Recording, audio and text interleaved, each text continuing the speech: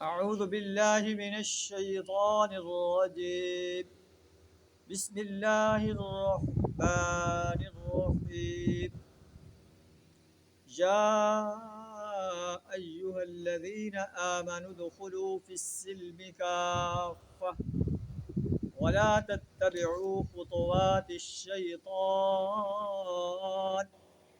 إنه لكم عدو مبين. صدق اللہ العظیم.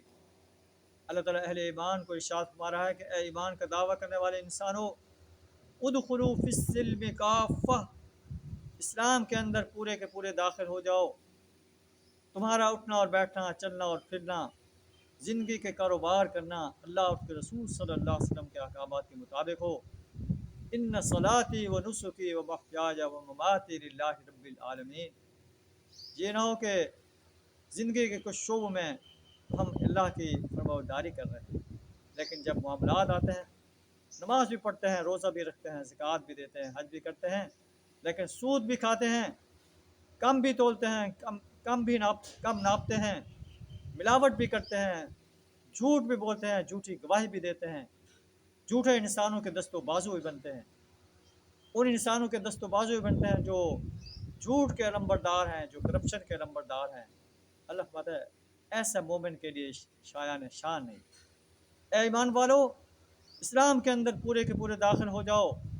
ولا تتبعوا خطوات الشیطان، شیطان کے راستوں پر نہ چلو، شیطان کی پیروی نہ کرو. انہ لکم عدو مبین، شیطان تمہارا کھلا دشمن ہے.